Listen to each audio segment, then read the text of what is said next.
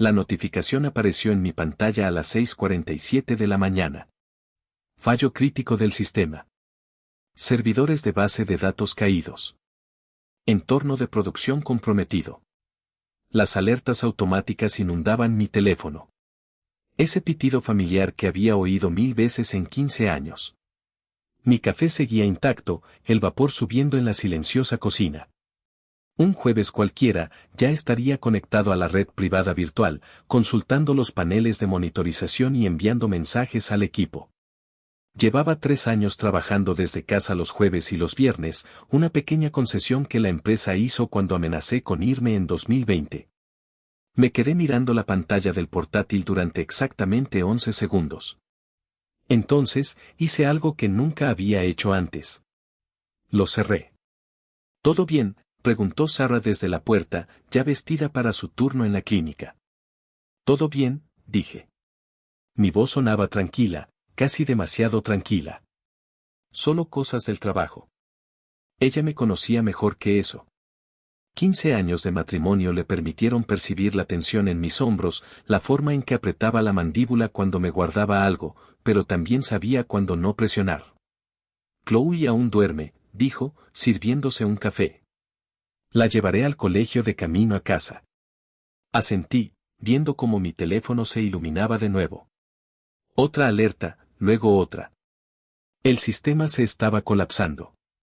Y en algún lugar, en una oficina con vistas al horizonte de la ciudad, Charles Cole probablemente se estaba despertando. Charles Cole, vicepresidente de ingeniería. El mismo Charles Cole que hace 3 meses no pudo depurar un error básico de autenticación de base de datos sin mi ayuda. Mi nombre es Daniel Vance. He sido ingeniero senior de sistemas en TechFront Solutions durante 15 años, 2 meses y 16 días. Cuando empecé, TechFront era una pequeña startup de Newark, pero ahora es una corporación enorme con miles de empleados, y el precio de nuestras acciones aparece en las noticias financieras. Construí la infraestructura que hace funcionar esta empresa, cada configuración de servidor, cada protocolo de recuperación ante desastres, cada sistema que mantiene las luces encendidas. O lo diseñé o formé a alguien más para que lo hiciera. Y Charles Cole fue uno de esos alguien. Empezó como ingeniero junior en 2008, recién salido de la universidad con un título que le enseñó teoría pero nada sobre el mundo real. Yo le enseñé todo lo demás. Cómo pensar como un sistema, cómo anticipar fallos antes de que ocurrieran, cómo escribir código que no se derrumbara bajo presión.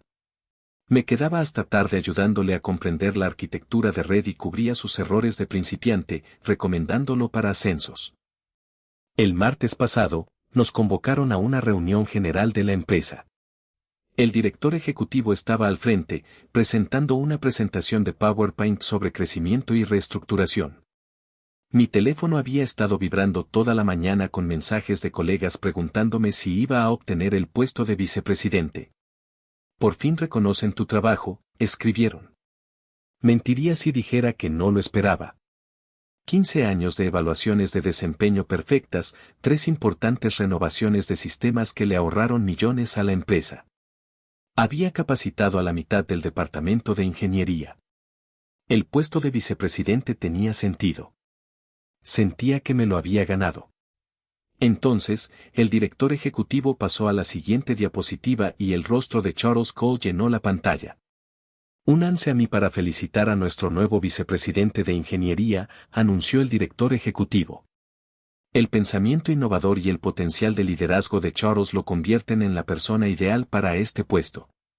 Yo también aplaudí, por instinto, mientras Charles se ponía de pie para recibir las felicitaciones. Sus ojos se encontraron con los míos al otro lado de la sala. Tuvo la decencia de parecer incómodo durante medio segundo antes de que las felicitaciones lo envolvieran. Después de la reunión, Recursos Humanos me llamó.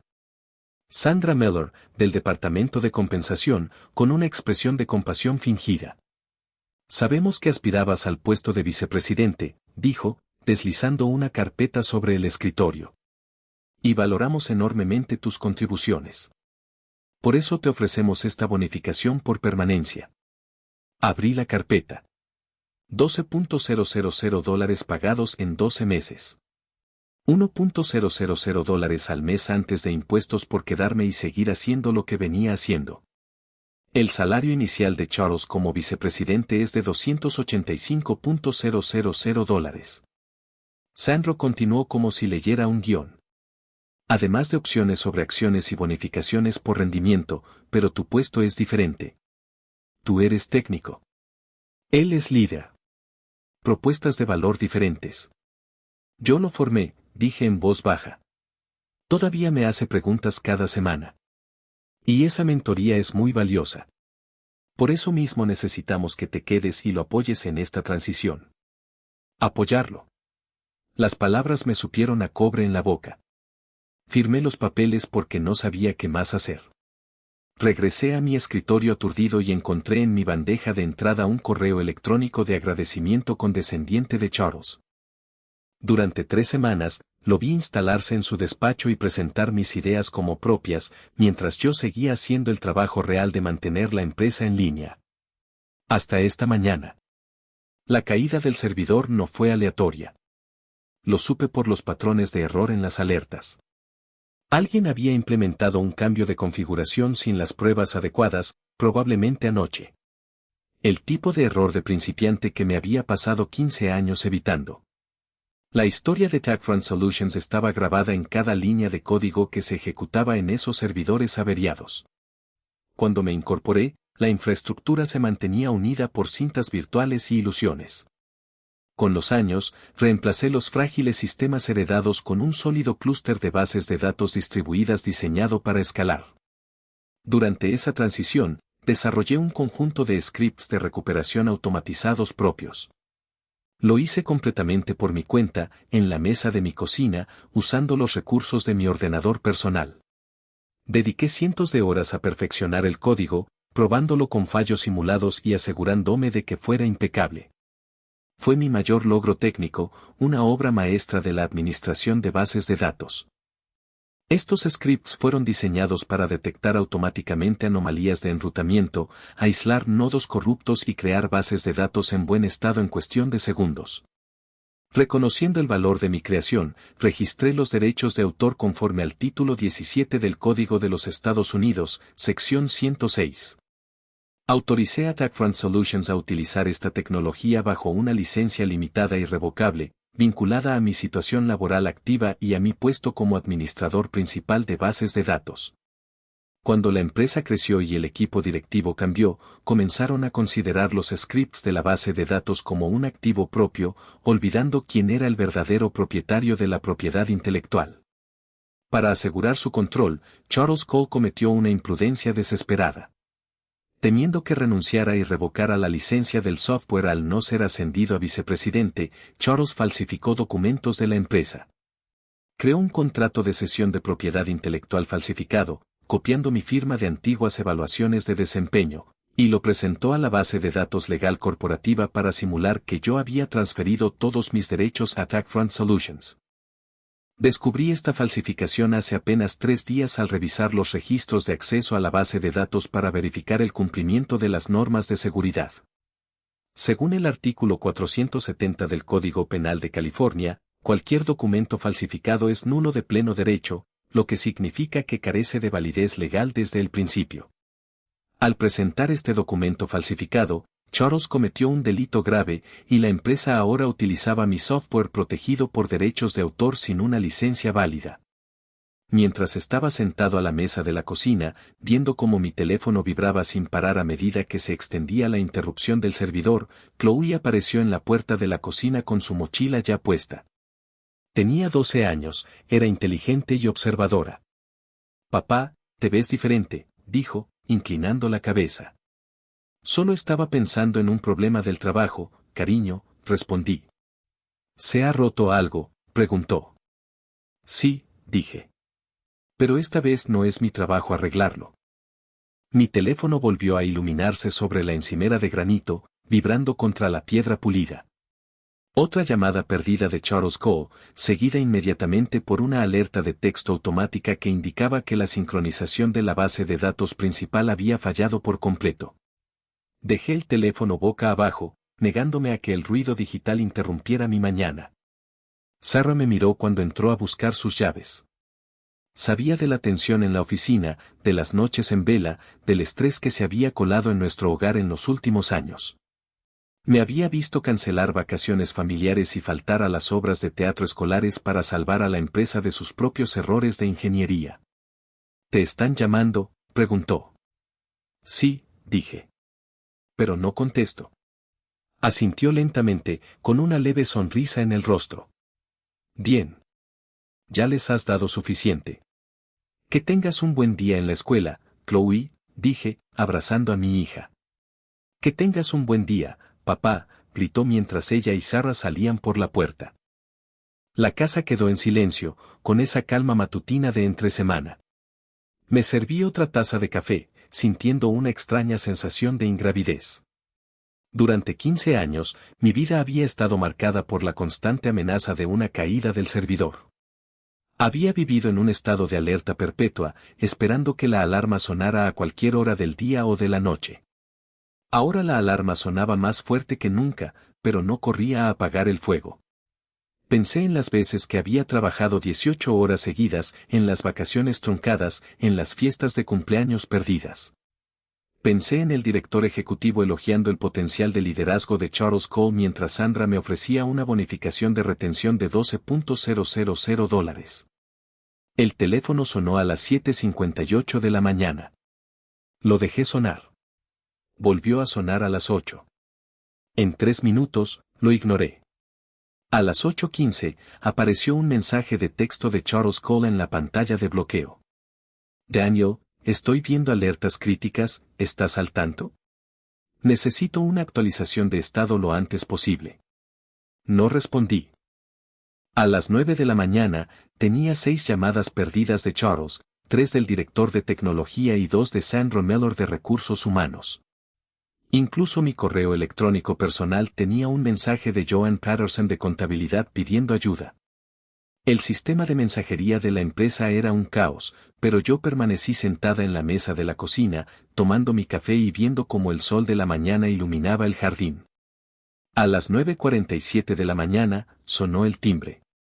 No esperaba visitas, pero tenía la fuerte intuición de quién era. Me acerqué a la puerta principal y miré a través del cristal.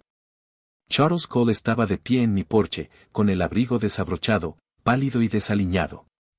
Había conducido directamente desde la oficina central en un estado de pánico absoluto.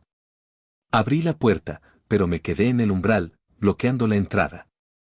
Daniel, gracias a Dios, dijo Charles con voz temblorosa. Llevo 2 horas intentando llamarte. Tenemos un fallo masivo en la base de datos. Los servidores de producción están caídos y todo el sistema no responde. Necesito que inicies sesión inmediatamente y ejecutes los protocolos de recuperación. No, dije con calma. La sola palabra pareció dejarlo atónito. Me miró fijamente, parpadeando confundido. ¿Qué quieres decir con no? Quiero decir que no voy a iniciar sesión, repetí. Hoy no trabajo. Pero el sistema está completamente caído, balbuceó Charles. Estamos perdiendo miles de dólares cada minuto. Es una emergencia crítica. Ahora eres el vicepresidente de ingeniería, Charles, dije con voz suave y firme. Tu salario inicial es de $285,000 al año. Es un puesto de liderazgo. Esta parece ser la clase de crisis técnica que un vicepresidente debería manejar. Entonces probablemente deberías volver a la oficina y empezar a trabajar en ello, dije. No puedo ayudarte. ¿Qué quieres?, preguntó Charles desesperado. ¿Un aumento? ¿Más dinero? Solo dime qué se necesita para que inicie sesión. No se trata del dinero, Charles, respondí. ¿Entonces qué es? ¿Por qué haces esto? Nunca antes te habías librado de un fallo del sistema. Tienes razón, dije, mirándolo a los ojos. He pasado 15 años salvando esta empresa, arreglando cada error y cubriendo cada laguna de conocimiento, incluida la tuya. Y a cambio, Recursos Humanos me ofreció una bonificación de retención de $12,000 mientras que tú recibiste un aumento de $100,000 en el puesto que yo me gané. Yo no pedí este ascenso, protestó Charles. Pero lo aceptaste, dije. Te quedaste con el título, el sueldo y el despacho de la esquina. Te atribuiste el mérito de mis diseños y fingiste estar listo para liderar. No te quedes aquí parado haciéndote la víctima. Esta es tu crisis y tienes que resolverla. Pero no tengo el derecho legal, soltó Charles y al instante se quedó paralizado. El silencio entre nosotros se prolongó durante varios segundos. ¿Qué quieres decir? Pregunté. No respondió, pero la mirada en sus ojos me lo dijo todo. Sabía que había descubierto su secreto. Falsificaste mi firma, Charles, dije en voz baja. Creaste un contrato falso de cesión de propiedad intelectual para transferir los derechos de autor de mis scripts de agrupación de bases de datos a la empresa porque sabías que sin ellos no podías hacer tu trabajo, y presentaste esa falsificación al departamento legal de la empresa. Charles palideció por completo, con las manos temblando. Según el artículo 470 del Código Penal de California, la falsificación es un delito grave. Y según el derecho contractual, cualquier acuerdo ejecutado mediante falsificación es nulo de pleno derecho. Carece de validez legal. Esto significa que TrackFront Solutions no tiene licencia para ejecutar mi software de clúster. Si ejecuta esos scripts sin mi autorización por escrito, estará cometiendo una infracción intencionada de los derechos de autor federales, conforme al título 17 del Código de los Estados Unidos, artículo 106. Y lo estará haciendo en nombre de la corporación. Pasé la tarde lejos de mi computadora. Recogí a Chloe temprano de la escuela y fuimos a la heladería del barrio a tomar un helado, sentándonos afuera en la fresca brisa de octubre. Hoy estabas actuando raro, papá, comentó Chloe, lamiendo una bola de chocolate. ¿Raro para bien o raro para mal?, pregunté. Simplemente diferente, dijo. Como si no estuvieras pensando en el trabajo. Sonreí, dándole un mordisco a mi helado. Eso es porque no lo estoy. Por fin estoy presente. Cuando regresamos a casa, mi esposa Sarah ya estaba allí. Había cambiado su turno de la tarde con una colega de la clínica, presintiendo que hoy era un punto de inflexión para nuestra familia. Me miró a la cara y mandó a Chloe arriba a terminar su tarea. Está bien, dijo Sarah, sentándose en el sofá. Cuéntamelo todo. Me senté a su lado y le expliqué toda la situación. Le conté sobre la caída del servidor, la aparición de Charles Cole en nuestro porche, el contrato de cesión de propiedad intelectual falsificado y mi decisión de negarme a ayudar.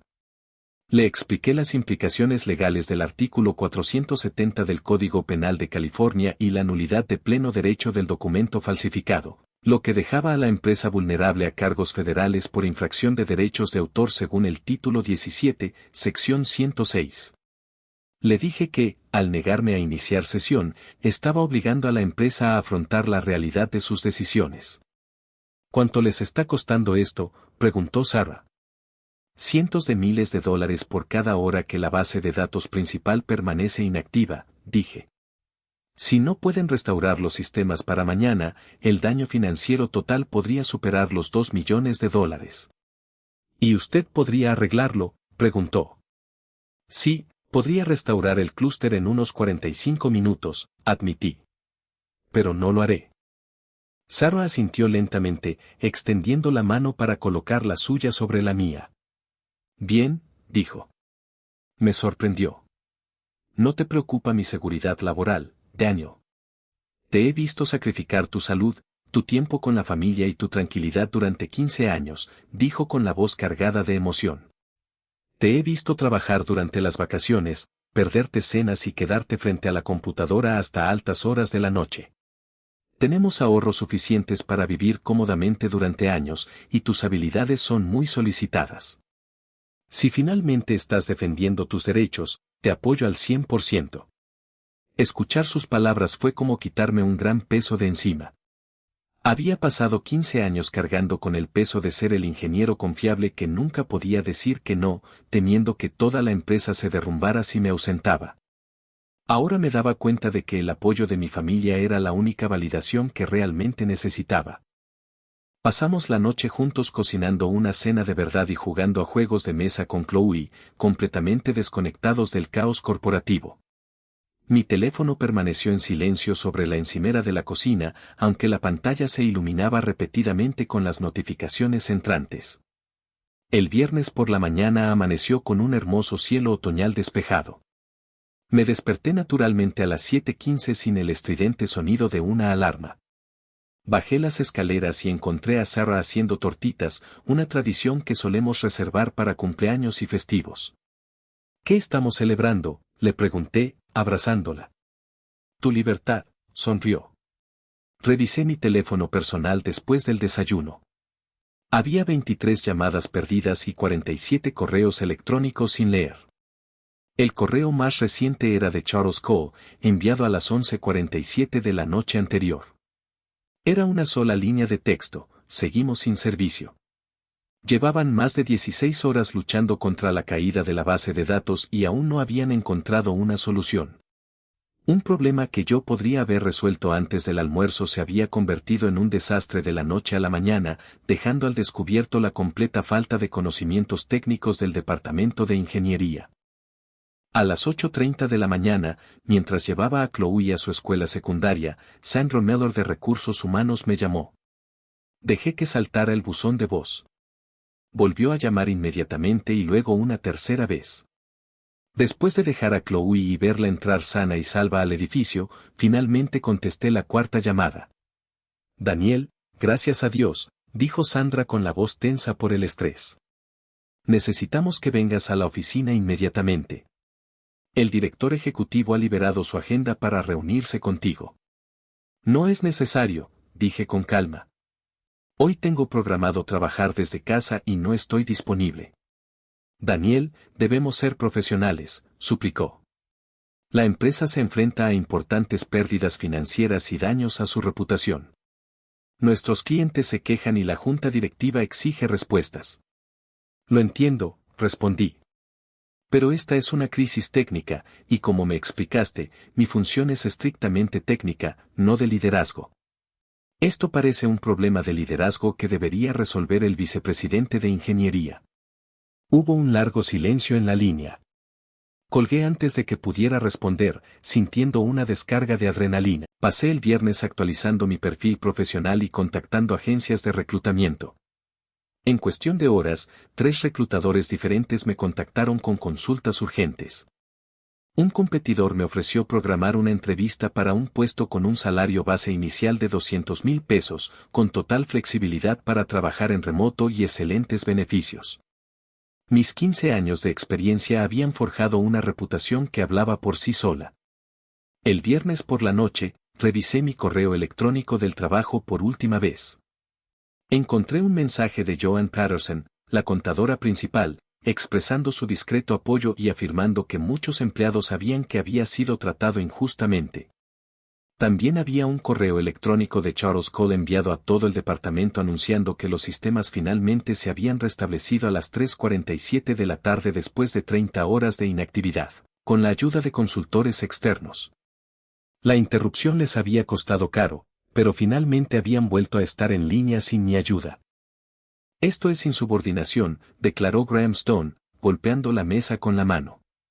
Dejaste que los sistemas fallaran intencionadamente porque no conseguiste el ascenso. No, dije, mirando directamente al director financiero.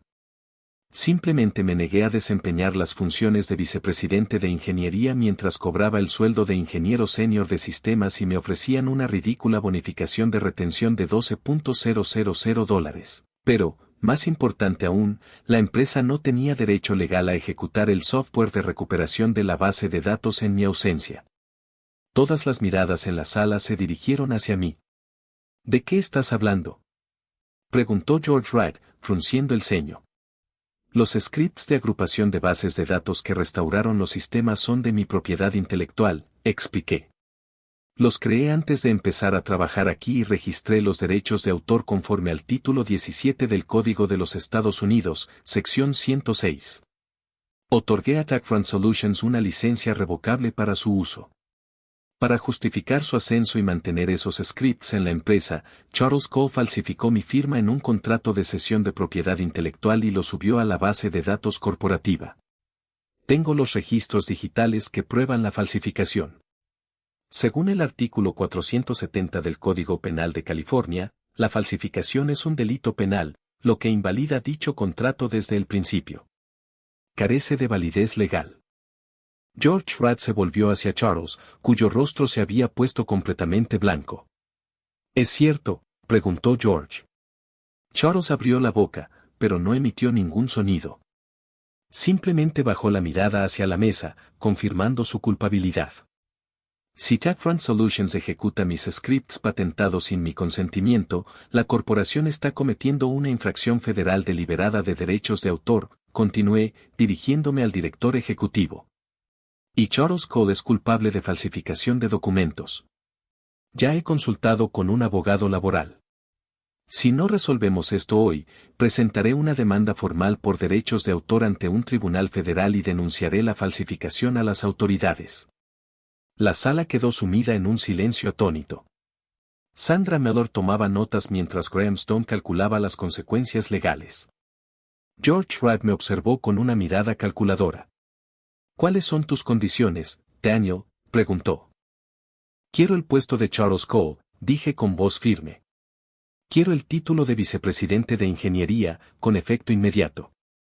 Quiero que mi salario sea igual a los $285,000 que le ofrecieron, más una prima del 15%, lo que elevaría mi remuneración base anual a $327,750. También quiero 4 semanas de vacaciones pagadas, protocolos claros de guardia y un anuncio público para toda la empresa. Esto es chantaje, Siseo Graham. Es una negociación, respondí. Pueden pagar por mi valor o pagar a sus abogados para que se defiendan contra la infracción de derechos de autor y la falsificación. George Ratt miró a Charles y luego al director financiero. Reestructuraremos el departamento, dijo George. Charles Cole pasará a innovación estratégica. Sandra redactará su contrato. El anuncio se publicará mañana. Quiero el contrato por escrito para el martes por la tarde, dije. Lo tendrá, respondió George. El contrato se firmó al día siguiente y se hizo el anuncio. Mi equipo se sintió aliviado y el departamento se estabilizó. Durante los siguientes 3 meses, no experimentamos ni una sola interrupción del servicio de la base de datos. No reparé los sistemas yo mismo. En cambio, establecí rotaciones claras de guardia, documenté todos los procesos y empoderé a los ingenieros junior para que manejaran las emergencias. Creé una cultura laboral saludable donde se recompensaba la dedicación y se respetaban los límites personales. Ya no era el único punto de falla. Era un líder. Un viernes por la tarde, salí de la oficina exactamente a las 5. Conduje a casa y mi familia fue al cine junta, nos sentamos en la sala oscura, de la mano de Sarah, mientras Chloe reía a mi lado. Sentí una profunda paz. Finalmente había obtenido el respeto que merecía. Y por primera vez en 15 años, estaba exactamente donde debía estar. Si has llegado hasta aquí, gracias por acompañarme en mi historia. A veces, defenderse parece imposible, sobre todo cuando llevas años siendo la persona confiable, la que nunca causa problemas. Pero tu valía no se define por cuánto te sacrificas. Es inherente. Y en el momento en que lo reconoces, todo cambia. Si te has sentido identificado /A, considera suscribirte. Tu apoyo significa mucho para mí. La película empezó. En la oscuridad, busqué la mano de Sarah y, por primera vez en 15 años, estaba justo donde debía estar.